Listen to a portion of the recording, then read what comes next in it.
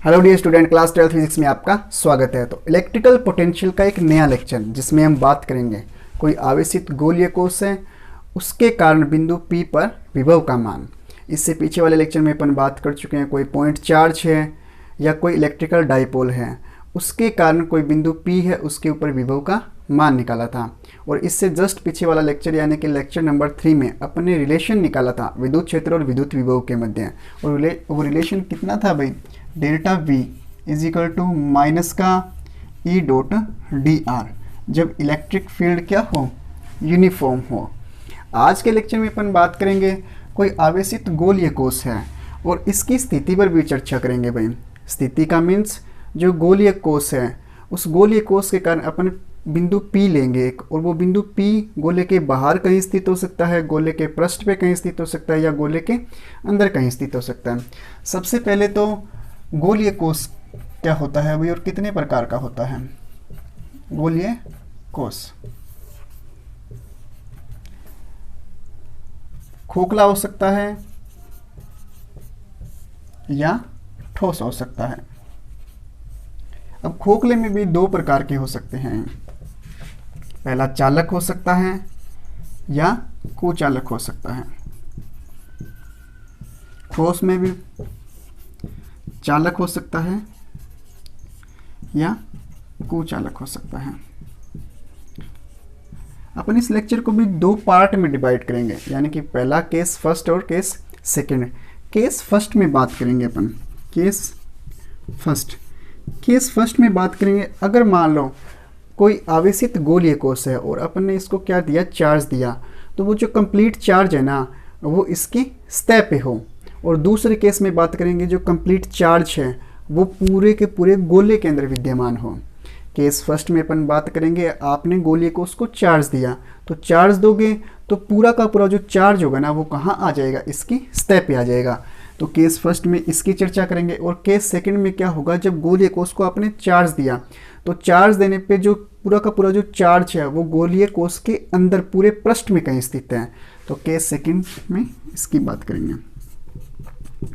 अब case first में अपन बात करेंगे खोखले गोले का चालक, कुचालक और चालक, इन तीनों की प्रॉपर्टी क्या रहती है, सेम रहती है। यानी कि आपने गोलीय कोश को चार्ज दिया तो क्या होगा, पूरा का पूरा जो चार्ज है ना वो खोखले गोले के चालक और खोखले गोले के कुचालक और ठोस गोले के चालक, इन तीनों में इसके पृष्ठ पे आ जाएगा।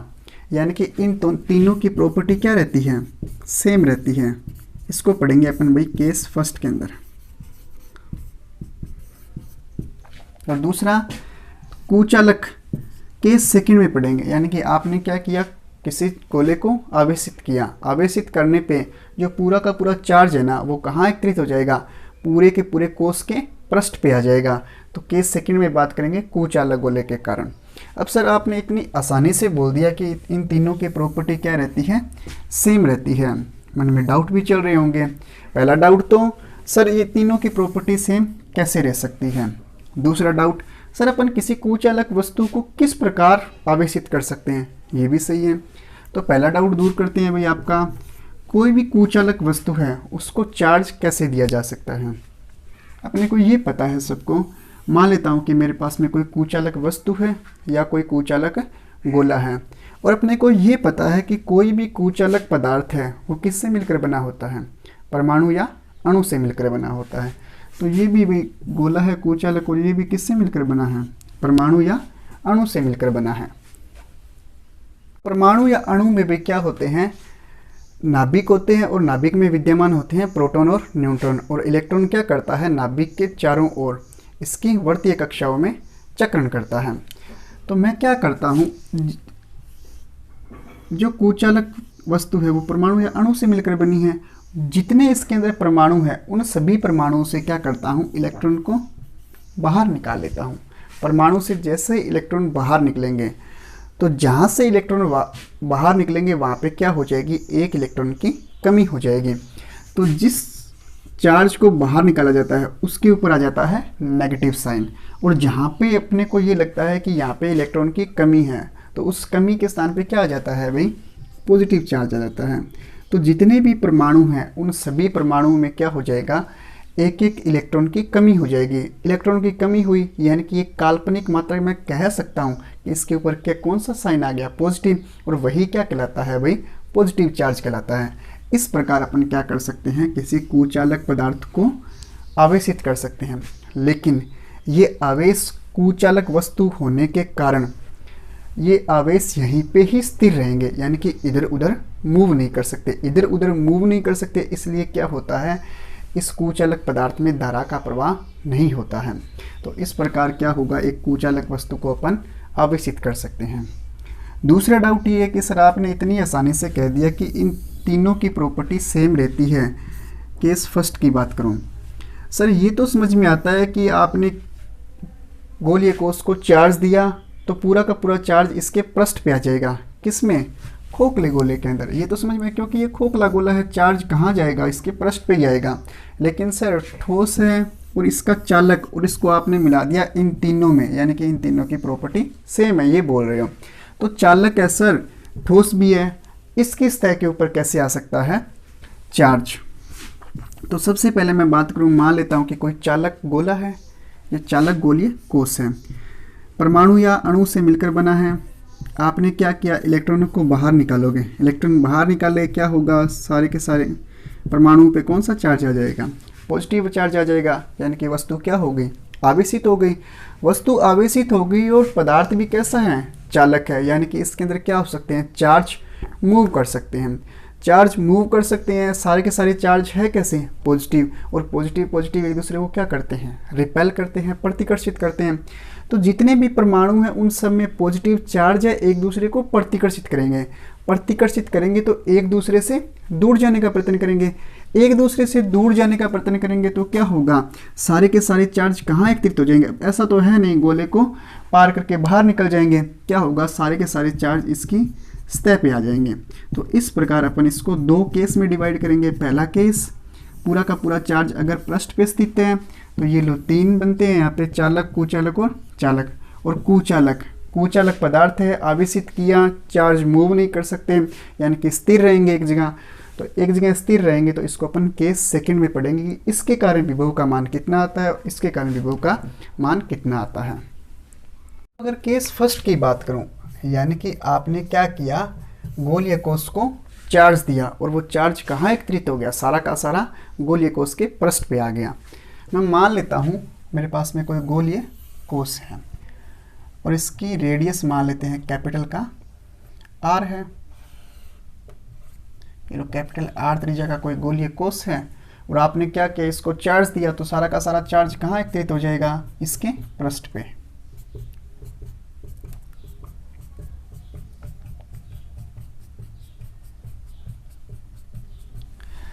और इस गोलीय कोष के कारण अपन बिंदु P लेते हैं और स्थिति 1 लेते हैं, यानी कि जो बिंदु P है वो कहीं भी स्थित हो सकता है, गोले के बाहर कहीं स्थित हो सकता है, गोले के पृष्ठ पे स्थित हो सकता है, या गोले के अंदर कहीं स्थित हो सकता है। और जो गोलीय कोष है इसके सेंटर O से जो बिंदु P की दूरी है वो कितनी है, स्मॉल r है। तो केस फर्स्ट की बात करूं, जब बिंदु P स्थिति 1, जब बिंदु P गोले के बाहर स्थित हो, गोले के बाहर, गोले का बाहर का मीन्स ये जो स्मॉल r है ये बड़ा किससे होगा, गोले के रेडियस से, यानी कि r जो कैपिटल R है वो क्या हो जाएगा, लेस देन स्मॉल r के। बिंदु P पर अपने को विद्युत विभव का मान निकालना है, तो बिंदु P पर विद्युत विभव का मान निकालने से पहले अपने को निकालना होगा बिंदु P पर इलेक्ट्रिक फील्ड, यानी कि विद्युत क्षेत्र का मान। और याद हो तो विद्युत क्षेत्र चैप्टर के अंदर अपन ये पढ़ चुके हैं, गाउस का नियम पढ़ते हैं, गाउस के नियम में ये पढ़ते हैं, अगर मान लो कि कोई बंद पृष्ठ है और उस बंद पृष्ठ से बिंदु P पर अपने को विद्युत क्षेत्र का मान निकालना है, तो विद्युत क्षेत्र का मान कितना निकल के आया था भाई, याद हो तो ऐसा कुछ पढ़ते हैं, E out is equal to K upon में R स्क्वायर। क्या करते हैं, ये गाउसीय पृष्ठ की कल्पना करते हैं और बिंदु P को उस गाउसीय गोले के पृष्ठ पर स्थित रखते हैं, ऐसा कुछ पढ़ा होगा। तो E विद्युत क्षेत्र है, कहाँ पे हो, बिंदु P, यानी कि जो विद्युत क्षेत्र आया बिंदु P पर वो कितना आया, E is equal to K upon में आर स्क्वायर। अब अपने को निकालना है गोले इस बिंदु P पर विभव का मान, और अपने को पता है कि delta V is equal to होता है E डॉट डी आर, किसका, माइनस का। ये संबंध होता है भाई। तो क्या करते हैं, संबंध के अंदर रख देते हैं वैल्यू। तो अपने को निकालना है delta V is equal to minus का E कितना है भाई, के क्या कोण में are square dot D R. ये डॉट प्रोडक्ट है तो क्या होगा भाई, कोस थीटा आएगा। अब विद्युत क्षेत्र तो निकल जाता है, लेकिन विभव का मान निकालने के लिए अपने को क्या करना होता है, एक्सटर्नल कार्य करना होता है। और एक्सटर्नल कार्य कहाँ से कहाँ तक है, यानी कि इस बिंदु P पर विभव का मान निकालना है तो इस बिंदु P पर क्या करना होगा, कोई ना कोई चार्ज को लेके आना होगा, यानी कि बहुत स्मॉल चार्ज को लेके आना होगा। और कहाँ से लेके आना होगा, अनंत से लेके आना होगा। तो क्या करते हैं, अब डेल्टा V है अपने पास में, एक तो बिंदु P है और चार्ज को कहाँ से लेके आए, अनंत से लेके आए। डेल्टा V क्या होता है, V B minus V A, यही होता है V B minus V A is equal to minus का ए डॉट बी, यानी कि ए से बी के क्या उपवन में are square dot D R. और कोस थीटा क्या होता है, इलेक्ट्रिक फील्ड और डी आर के मध्य का एंगल होता है। अब चार्ज है, चार्ज से बल रेखा इधर की ओर निकलेगी, अपन डी आर भी किस ओर ले रहे हैं, इस ओर ले रहे हैं, तो थीटा की वैल्यू कितनी आ जाएगी, 0 डिग्री आ जाएगी भाई। अरे भाई इलेक्ट्रिक फील्ड भी ऐसे है, और जो डी आर है, यानी कि जैसे जैसे बिंदु P इधर की ओर जाता है तो डी आर भी तो इस ओर होगा, आर वेक्टर की वैल्यू भी इस ओर होगी। तो थीटा का मान कितना हो गया, 0 डिग्री, दोनों एक दूसरे के समांतर हैं। तो कोस थीटा की वैल्यू कितनी हो गई, कोस 0 का मान 1, तो यहाँ से कोस थीटा क्या हो जाएगा, गायब हो जाएगा, के ऊपर में are square dot D r. लेकिन V B minus V A अपने पास में न तो वी बी है न अपने पास में वी ए है, यानी कि न तो बी पॉइंट है और न ही ए पॉइंट है। अपने पास में है भाई एक तो बिंदु P और दूसरा अनंत। ये लो वी पी माइनस वी अनंत, यही तो वैल्यू है, इज इक्वल टू ए, यानी कि अनंत से लेके बी कितना है P, अनंत से P तक का मान निकालना है, के क्या उपवन में are square dot D R. अब P क्या है यहाँ पे, P सेंटर से लेके दूरी है, तो कितनी है दूरी, स्मॉल r है। तो यहाँ से क्या हो जाएगा भाई, वी पी माइनस वी अनंत इज इक्वल टू अनंत से स्मॉल r, और ये भी नेगेटिव साइन है, यहाँ पे भी नेगेटिव और यहाँ पे भी क्या आ जाएगा, नेगेटिव आ जाएगा, के क्या उपवन में are square dot D r. अपन ये पढ़ चुके हैं कि अनंत पर विभव का मान कितना होता है भाई, 0 होता है। तो यहाँ से v अनंत की वैल्यू कितनी आ जाएगी, 0 हो जाएगी। तो ये लो V P is equal to V P minus 0 is equal to minus का अनंत से लेके r तक, के क्या निकाल लो बाहर, ये हो जाएगा 1/r square dot D R. V P is equal to minus का के क्या 1/r स्क्वायर, 1/r स्क्वायर का समाकलन होता है भाई माइनस का 1/r। ये वैल्यू आपको याद ही रखनी पड़ेगी, अगर निकालना चाहो तो निकाल सकते हैं। x की पावर n का समाकलन होता है भाई x की पावर n प्लस 1 बटे में n प्लस 1। यहाँ पे माइनस n है, क्यों, क्योंकि r स्क्वायर को ऊपर लेके गए तो माइनस n, तो यहाँ पे माइनस और यहाँ पे भी माइनस आ जाएगा।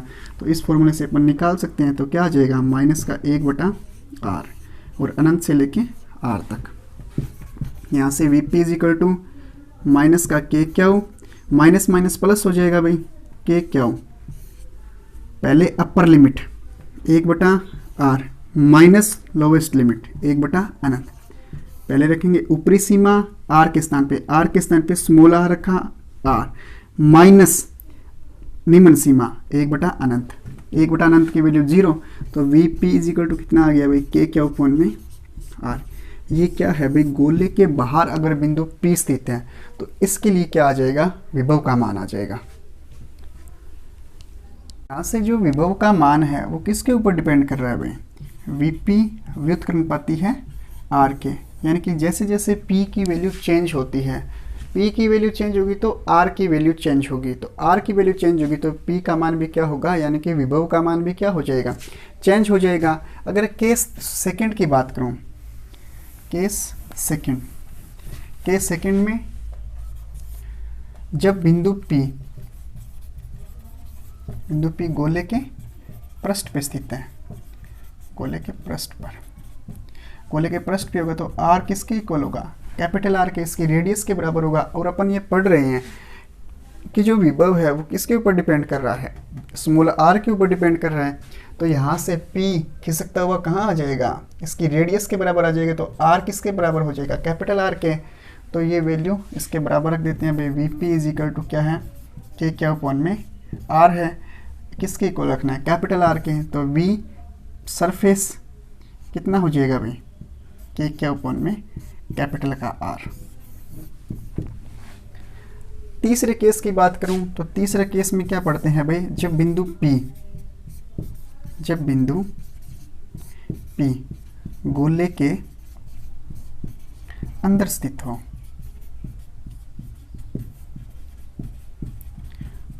गोले के अंदर स्थित हो।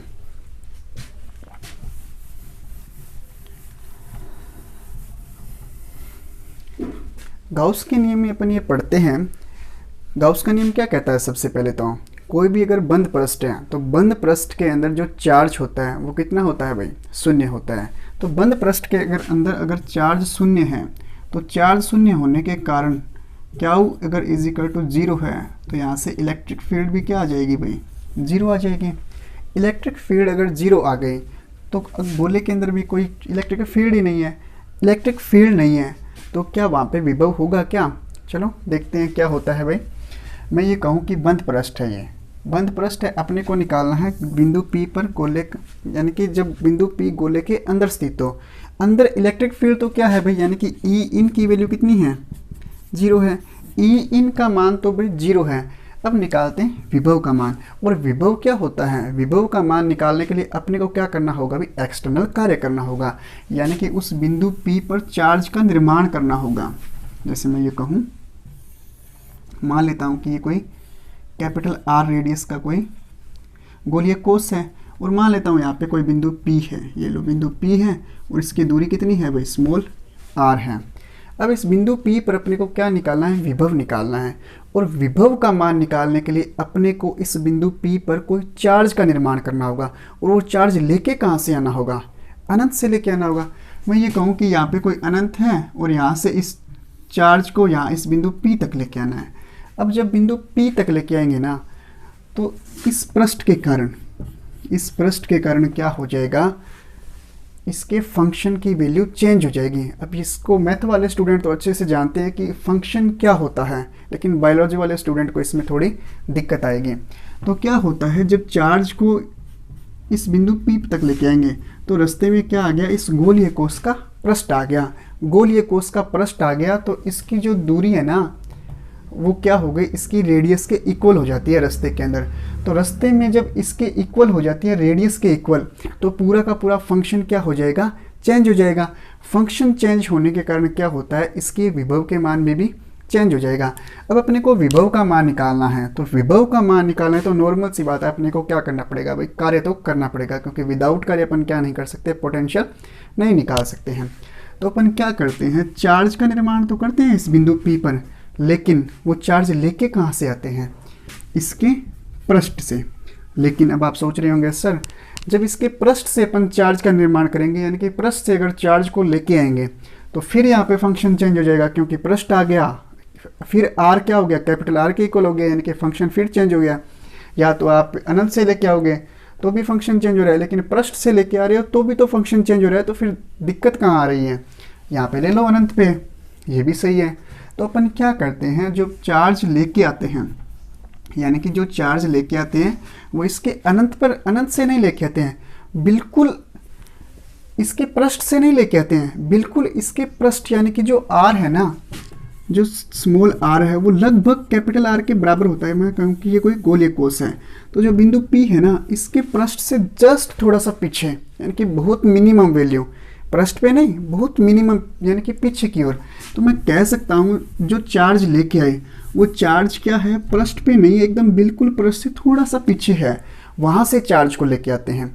तो इसके कारण क्या होता है, न तो फंक्शन में चेंज होगा, फंक्शन में तो चेंज नहीं हुआ, और जो R है ना वो किसके इक्वल हो गया, स्मॉल r के लगभग बराबर हो गया। क्यों, क्योंकि यहाँ पे जो अगर R है, मैं ये कहूँ कि रेडियस R यहाँ से यहाँ तक है, तो इसके जस्ट अल्पांश थोड़ा सा पीछे भी तो क्या होगा, R ही तो होगा।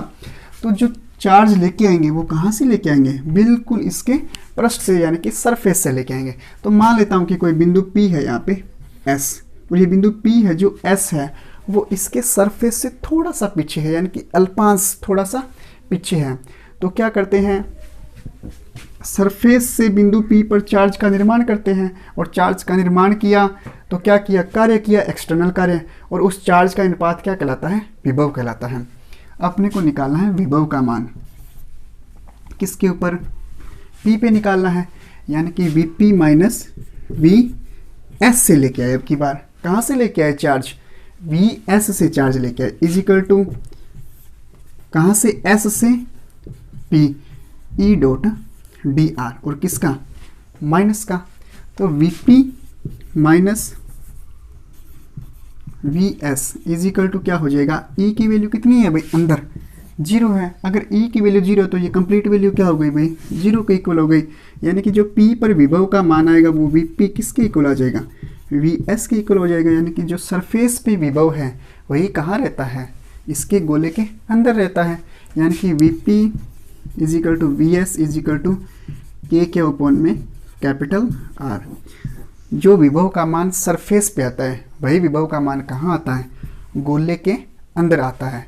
यानी कि गोले के अंदर बिंदु P कहीं भी स्थित हो, चाहे कहीं भी स्थित हो, विभव का मान सेम रहता है। यानी कि गोले के अंदर जो विभव रहेगा वो क्या रहेगा, नियत रहेगा, और किसके इक्वल रहेगा, गोले के पृष्ठ के इक्वल रहेगा। अगर इन तीनों के मध्य संबंध की बात करूं तो ये लो ग्राफ बनाए तो क्या हो जाएगा, ये हो गई दूरी r, और ये हो गया मान लो कि विभव v। अपन ने क्या लिया, कोई गोलीय कोष लिया है, ये मान लेते हैं कोई गोलीय कोष है, और चार्ज कहाँ एकत्रित है, इसके पृष्ठ पे, और ये हो गई भाई इसकी रेडियस कैपिटल R। अगर ये R है तो यहाँ तक भी कितनी हो जाएगी भाई, कैपिटल R हो जाएगा। यानी कि ये लो भाई यहाँ तक कैपिटल R है। अब अपन ये पढ़ते हैं कि गोलीय कोष, केस फर्स्ट में अपन ने ये पढ़ा है कि गोले के अंदर जो विभव होता है वो क्या रहता है, नियत रहता है। तो गोले के अंदर अगर विभव नियत है तो ये लो विभव क्या रहेगा, नियत। गोले के अंदर विभव नियत रहेगा, और किसके इक्वल रहेगा, गोले के पृष्ठ के इक्वल रहेगा। तो ये लो पृष्ठ है, पृष्ठ तक गोले का विभव क्या रहेगा, नियत रहेगा। अब जैसे ही आगे बढ़ेंगे तो बिंदु P कहाँ निकल गया, गोले के बाहर निकल गया, और गोले के बाहर के लिए अपन ने विभव का मान कितना निकाला है, K के अपॉन में R। यानी कि Vp is equal to K के अपॉन में R। यानी कि जो V है वो किसके ऊपर डिपेंड कर रहा है, R के ऊपर डिपेंड कर रहा है। और किस क्या है, ये व्युत्क्रमानुपाती है। तो व्युत्क्रमानुपाती का ग्राफ कैसे आता है भाई, ये लो। यानी कि क्या होगा, गोले के अंदर नियत, पृष्ठ पे गोले के अंदर जो विभव है और गोले के पृष्ठ पे जो विभव है वो क्या रहेगा, सेम रहेगा। उसके बाद में विभव का मान गिरता चला जाएगा। अगर तीसरी स्थिति की बात करूं, यानी कि जो बिंदु P है वो गोले के अंदर कहीं पे स्थित है, तो गोले के अंदर अगर P स्थित है तो इसके लिए जो इलेक्ट्रिक फील्ड बनेगी ना वो क्या होगी, परिवर्तित होगी। यानी कि जैसे जैसे क्या होता है, P की स्थिति चेंज होती है, वैसे वैसे क्या होगी, इलेक्ट्रिक फील्ड की भी स्थिति चेंज होगी। क्यों, क्योंकि जो गोला है उसके अंदर जो चार्ज है ना वो क्या है, वितरित है। तो बिंदु P की स्थिति चेंज होगी तो R का मान चेंज होगा। R का मान चेंज होगा ना तो अब की बार क्या होगा, R के साथ साथ जो चार्ज है उस चार्ज की क्वांटिटी भी क्या होगी, परिवर्तित होगी। तो इसके कारण इलेक्ट्रिक फील्ड परिवर्तित होगी। इलेक्ट्रिक फील्ड के कारण क्या होगा, पोटेंशियल परिवर्तित होगा। जैसे मान लो मैं ये कहूँ कोई कुचालक गोला है ये, और चार्ज इसके कंप्लीट आयतन में वितरित है। उसकी रेडियस कितनी मान ली अपन ने, कैपिटल का R है, और सेंटर कितना है, O है। मैं ये कहूँ कि यहाँ से लेके यहाँ तक ये हो गया इसका सरफेस। अपने को इतना पता है कि जो सरफेस होता है किसी भी कुचालक गोले का सरफेस, उसके लिए जो इलेक्ट्रिक फील्ड होती है ना, यानी कि ई सरफेस की वैल्यू होती है K के अपॉन में R की, K के अपॉन में R की स्क्वायर। डिपेंड किसके ऊपर करता है, इसकी बिंदु P की दूरी पर डिपेंड करता है। यानी कि बिंदु P अगर यहाँ पे है तो R डिपेंड किसके ऊपर करेगा, R के ऊपर डिपेंड करेगा। ये क्या हो गई, सरफेस के लिए इलेक्ट्रिक फील्ड हो गई। अब अपने को इतना पता है कि चार्ज होता है ना, वो क्या करता है, इलेक्ट्रिक फील्ड का निर्माण करता है, यही होता है। ये जो इलेक्ट्रिक फील्ड बनी सरफेस पे, ये किसके कारण बनी, इस गोले के आयतन में जितना चार्ज है, क्योंकि चार्ज तो इलेक्ट्रिक फील्ड का निर्माण करता है, इस गोले के आयतन में जितना चार्ज है ना, उस चार्ज के कारण क्या बनी, ये इलेक्ट्रिक फील्ड बनी। सही तो है। इलेक्ट्रिक फील्ड किसके कारण बनी, इस कंप्लीट गोले के आयतन में जितना चार्ज है उसके कारण बनी। तो मैं क्या कह सकता हूँ, क्या 4/3, क्योंकि गोले का आयतन क्या होता है 4/3 पाई आर की क्यूब में कितना आवेश है, कितना इलेक्ट्रिक फील्ड है, के क्यू अपॉन में आर की स्क्वायर, यही तो है। अगर मैं एकांक की बात करूं, यानी कि एकांक चार्ज के कारण कितनी इलेक्ट्रिक फील्ड बनेगी, तो ये इसके बटा में आ जाएगा, यानी कि के क्यू अपॉन में आर की स्क्वायर बटा 4/3 पाई आर की क्यूब, यही तो होगा। एकांक के लिए इतना इलेक्ट्रिक फील्ड, अपने को कितना चाहिए, जैसे मान लो मैं ये कहूँ कि ये बिंदु P यहाँ न होके कहाँ पे हो, इस ये बिंदु P सरफेस पे न होके मान लो कि यहाँ पे कहीं स्थित है। तो क्या करते हैं, एक गौसीय पृष्ठ की कल्पना करते हैं, और उस गौसीय पृष्ठ की कल्पना इस प्रकार करते हैं कि बिंदु P उस गौसीय गोले के पृष्ठ पे कहीं स्थित हो। तो ये लो मान लेते हैं कि स्मॉल r त्रिज्या का एक गोला खींचते हैं। अब देखो, जैसे ही मैंने क्या किया, स्मॉल r त्रिज्या का एक गोले का निर्माण किया, और इस बिंदु पर अपने को चाहिए विभव, इस बिंदु पे। तो अब जितना चार्ज है इस गोले में वही तो काम आएगा, यानी कि अब ये बाहर वाला जो चार्ज है वो काम का है क्या अपने, वो तो काम का है नहीं। क्यों नहीं है काम का, क्योंकि अपने को विभव इस बिंदु P पे चाहिए, तो बाहर वाला चार्ज तो अपने किसी काम का नहीं है। तो अपने को निकालना है इस गोले पर जितना चार्ज है, यही तो है, यानी कि इस गोले के आयतन में जितना चार्ज है वही तो निकालना है, क्योंकि इस गोले के आयतन में जितना चार्ज होगा वही चार्ज क्या करेगा, इलेक्ट्रिक फील्ड बनाएगा। अपने को निकालना है इस गोले में कितना चार्ज है, यानी कि इस गोले में कितनी चार्ज की क्वांटिटी है और वो कितना इलेक्ट्रिक फील्ड का निर्माण कर रहा है। जैसे एकांक के लिए इतना आ गया, अपने को चाहिए इस इतने, यानी कि स्मॉल r त्रिज्या के गोले के आयतन में कितना चार्ज है। तो मैं कह सकता हूँ 4/3 पाई स्मॉल r की क्यूब, ये गोला कौन सा, यही तो है। इसमें कितना चार्ज होगा, तो मल्टीप्लाई कर देते हैं एकांक से, के क्यू अपॉन में r की स्क्वायर बटा में 4/3 पाई r की क्यूब, मल्टीप्लाई 4/3 पाई r की क्यूब, 4/3 पाई r से ये कैंसिल, r स्क्वायर से एक r कैंसिल, कितना आ गया E इन, यानी कि इलेक्ट्रिक फील्ड कितनी आ गई गोले के अंदर, के क्यू r अपॉन में r की क्यूब, ये इलेक्ट्रिक फील्ड आ गई इस गोले के अंदर। ऐसे समझ में नहीं आ रहा, तो जैसे मान लो कि मैं ये कहूँ 5 पेन आते हैं 10 रुपये में, 5 पेन 10 रुपये में, मीन्स सरफेस पे इलेक्ट्रिक फील्ड के ऊपर में आर स्क्वायर, यानी कि 4/3 पाई आर क्यूब आयतन में के ऊपर में are square electric field, 5 pen 10 रुपये में। एक पेन कितने का आएगा, एक पेन आ जाएगा 10/5, यानी कि 2 रुपये में। एकांक चार्ज के कारण कितनी इलेक्ट्रिक फील्ड, के क्यू अपॉन में आर स्क्वायर बटा 4/3 पाई आर क्यूब, यानी कि बटा 5 बटा 4/3 पाई आर क्यूब।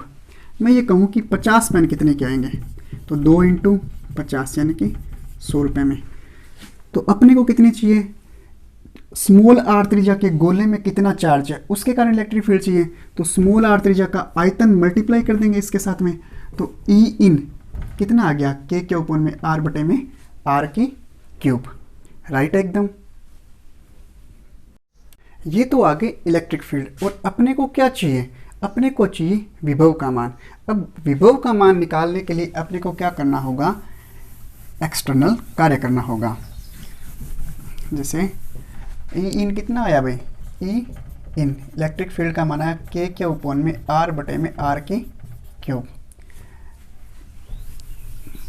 अपने को चाहिए विभव, तो विभव चाहिए तो क्या करो, एक्सटर्नल कार्य। और एक्सटर्नल कार्य कहाँ से कहाँ तक है, बिंदु P कहाँ स्थित है, अब की बार बिंदु P स्थित है गोले के अंदर। ये लो, ये दूरी हो गई स्मॉल r, यहाँ पे स्थित है बिंदु P। तो बिंदु P पर अपने को क्या करना होगा, चार्ज का निर्माण करना होगा। तो चार्ज का जब निर्माण करूँगा तो उस चार्ज को कहाँ से कहाँ लेके आऊँगा, अनंत से लेके आऊँगा। तो अनंत से किसी चार्ज को लेके आया बिंदु P तक, रास्ते में क्या आ गया भाई, पृष्ठ आ गया। पृष्ठ आ जाने के कारण क्या होगा, इसके फंक्शन में चेंज हो जाएगा, और फंक्शन में चेंज हुआ तो इसके विभव में चेंज हो जाएगा। तो क्या करते हैं अपन, एक्सटर्नल कार्य तो करते हैं, एक्सटर्नल कार्य भी करेंगे और चार्ज का निर्माण भी करेंगे, लेकिन अब की बार जो चार्ज का निर्माण करेंगे ना, वो इसके पृष्ठ पे, यानी कि पृष्ठ से थोड़ा सा अल्पांश गोले के अंदर एक बिंदु लेते हैं, मान लेते हैं वो बिंदु क्या है, S है। अब उस S बिंदु से कोई चार्ज को P तक लेके जाएंगे, यानी कि पृष्ठ से भी नहीं लेंगे। S का मीन्स तो सरफेस है, लेकिन जो बिंदु लिया गया है वो सरफेस से बिल्कुल नज़दीक, यानी कि सरफेस से थोड़ा सा कम है, यानी कि जो दूरी है ना सेंटर से S की, वो लगभग बराबर किसके है, इसके R के बराबर है, कैपिटल R के बराबर है। तो S की जो दूरी है ना, वो लगभग किसके इक्वल है, कैपिटल R के इक्वल है। और जो बिंदु P है उसकी सेंटर से दूरी कितनी है, स्मॉल r के इक्वल है। अपने को क्या करना है, बिंदु P तक एक चार्ज को लेके जाना है, एक्सटर्नल कार्य करना होगा। तो चार्ज को लेके जाऊंगा, तो चार्ज को लेके गया बिंदु P तक। अब सरफेस से इसलिए नहीं लेके जाएंगे क्योंकि अगर सरफेस से लेके जाएंगे तो फिर क्या आ गया, रास्ते में सरफेस आ गया, यानी कि पृष्ठ आ गया, तो फिर फंक्शन में चेंज हो जाएगा। तो फिर डिफरेंस क्या रह गया, इससे अच्छा तो अनंत पे ही ले लेते। इसलिए क्या किया जाता है, सरफेस पे भी बिंदु नहीं लिया जाता, बिंदु लिया जाता है सरफेस से थोड़ा सा कम। तो सरफेस से बिंदु P तक क्या करेंगे, चार्ज को लेके जाने में किया गया कार्य का मान निकालेंगे। अब डेल्टा V क्या होता है, माइनस का E डॉट डी आर है, और अगर डॉट प्रोडक्ट हटाता हूँ तो यहाँ से क्या आ जाएगा, कोस थीटा। अपने को पता है कि इसी और आर वेक्टर ले रहे हैं और इसी और क्या ले रहे हैं, इलेक्ट्रिक फील्ड ले रहे हैं, तो दोनों क्या है, एक दूसरे के समांतर, यानी कि थीटा की वैल्यू कितनी है, 0 डिग्री। तो यहाँ से कह सकता हूँ क्या क्या, कोस 0 का मान, एक कोस क्या हो जाएगा, गायब हो जाएगा। ये लो डेल्टा V यानी कि विभव का मान आ गया E डॉट डी आर। अपने को इलेक्ट्रिक फील्ड पता है और विभव का मान निकालना है। जब विभव का मान निकालूंगा मैं, तो delta V Vp minus Vs, क्यों, क्योंकि चार्ज कहाँ से कहाँ लेके जा रहे हैं, P से S या S से P, एज यू विशेष आप P से S लेके जा रहे हो, कार्य कर रहे हो। अपन ने जब अनंत से चार्ज को लेके आए थे तो अपन अनंत पे तो जा नहीं सकते, तो P से अनंत गए थे। यहाँ पे भी क्या कर लो, P से अनंत लेके जा रहे हो, लेकिन जब आप P से अनंत लेके जाओगे तो जो समाकलन करोगे, माइनस का समाकलन S से P चलना, S से P ये उल्टा हो जाएगा, तो S से P E dot D R, यही तो होगा। यहाँ से क्या करो, E के मान रख देते हैं, E का Vp minus Vs is equal to minus का S से दूरी कितनी है सेंटर की, कैपिटल का R, P की दूरी कितनी है, स्मॉल का R, E का मान कितना है, K के अपॉन में R अपॉन में R की क्यूब, ये लो डी आर। यहाँ से Vp माइनस Vs है क्या, सरफेस पे विभव का मान है, और सरफेस पे विभव का मान कितना होता है, K के अपॉन में कैपिटल का R इजिकल टू माइनस का स्मॉल कैपिटल R से small r is equal to K q R upon में R की क्यूब डी आर।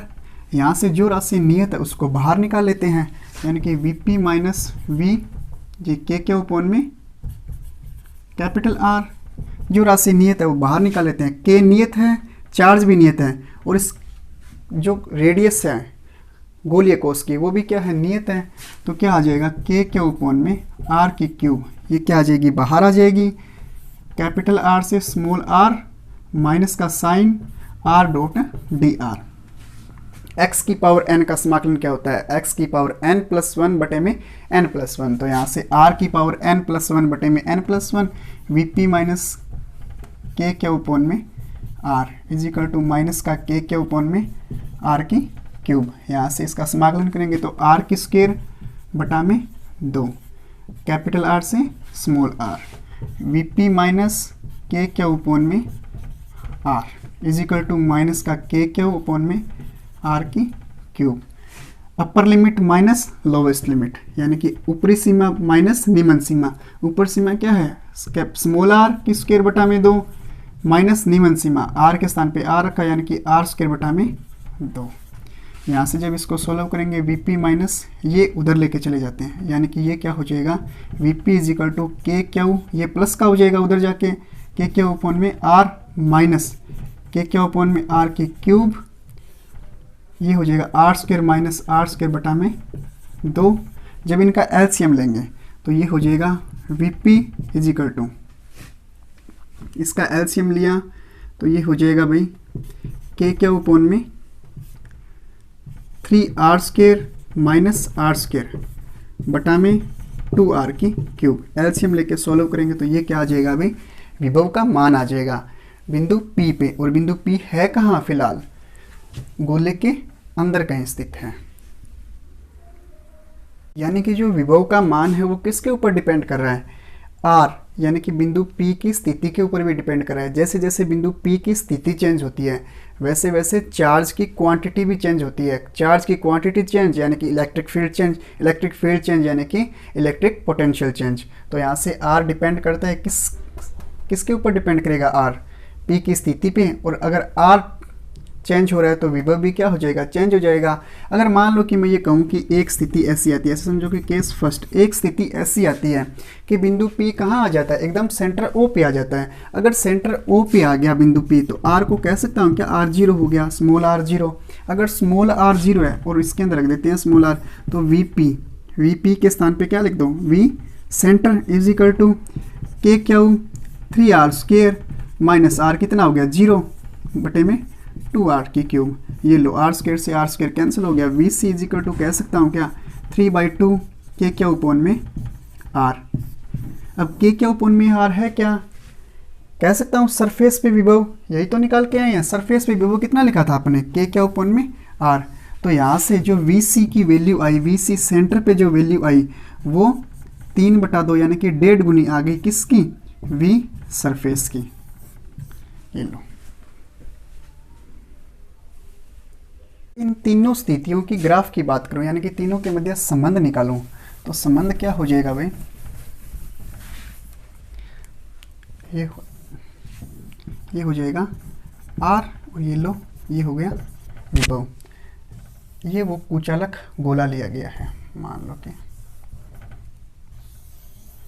ये वो कुचालक गोला है और इसकी रेडियस कितनी है, कैपिटल का R है, कैपिटल R है। और अपने को ये पता है कि जो विभव का मान आया गोले के अंदर विभव का मान बिंदु P की स्थिति पर चेंज कर रहा है, यानी कि R जैसे जैसे चेंज होगा विभव का मान चेंज हो जाएगा। अब विभव का मान चेंज होगा कैसे, जैसे मैं ये कहूँ कि R का मान बढ़ रहा है यानी कि बिंदु P सेंटर से दूर जा रहा है।